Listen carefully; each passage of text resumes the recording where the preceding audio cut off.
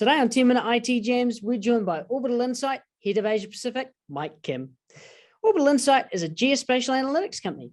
And Mike joins us today to tell us a little bit about the company's role in the market and what they have planned for the future. Thanks for coming along, Mike, and welcome to the Jam.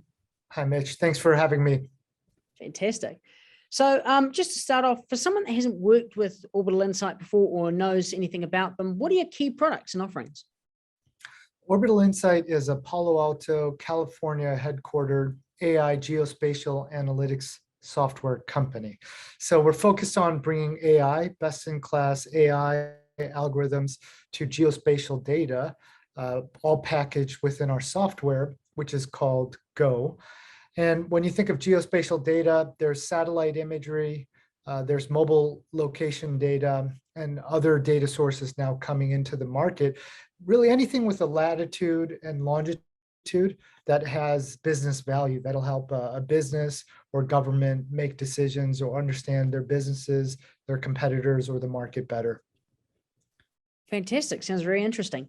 And in terms of what you guys are up to at the moment, what are your most recent kind of improvements and innovations?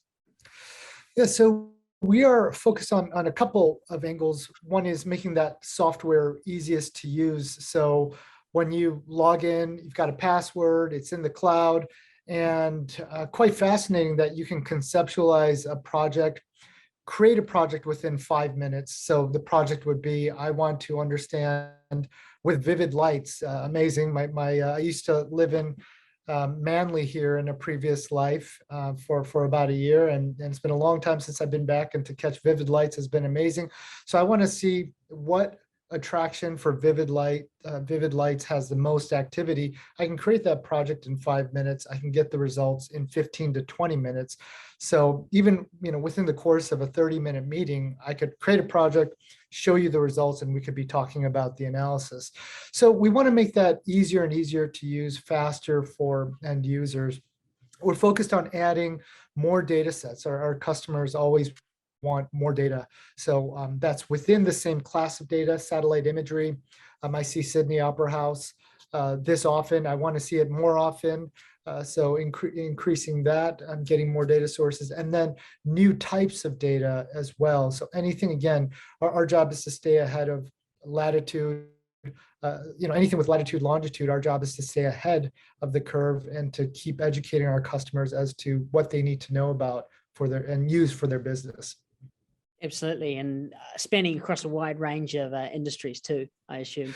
Yes. So industries, and I could talk a little bit about that. We have 4 key industries. Financial services, that's a key industry for us.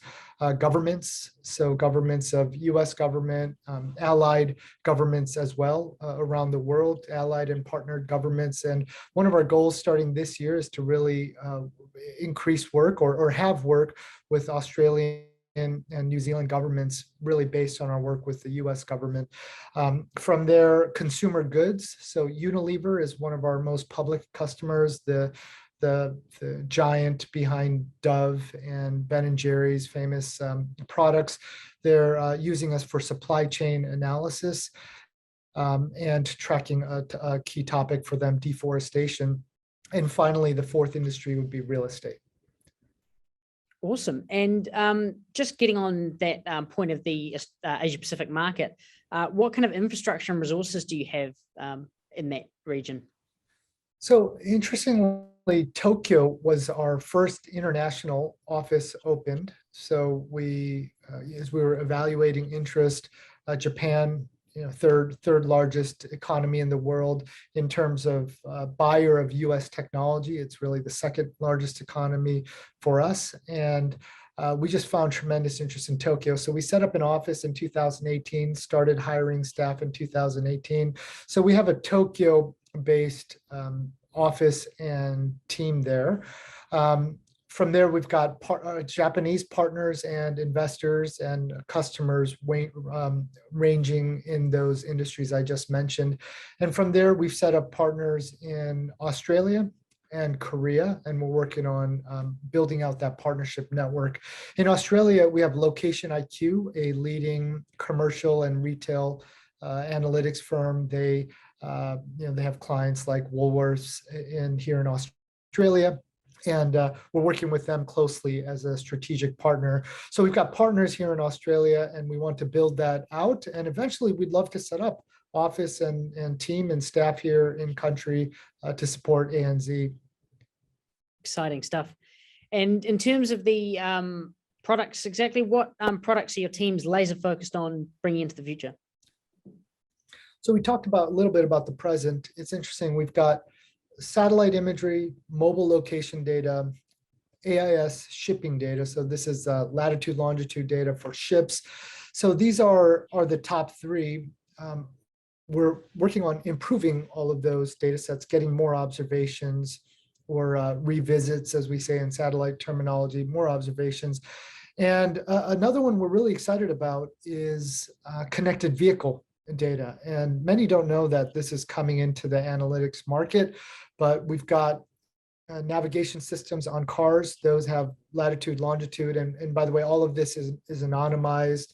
We're looking at aggregated economic activity indicators, and this connected vehicle data will be added into our platform shortly. And we're finding that it's a powerful data source to understand anywhere that car activity would be of use. So retail parking lots, for example, it's quite powerful data. And just to finish off, if anyone wanted to engage with you guys and get in touch, how would be the best way to do so? Anyone that's interested, feel free to reach out to me. My email is easy to remember, mike@orbitalinsight.com. Feel free to reach out, and we'd love to have a discussion with you. Fantastic. Thanks so much for joining us, Mike, and we look forward to hearing more about Orbital Insight in the future. Thanks for having me on Tech Day, Mitch.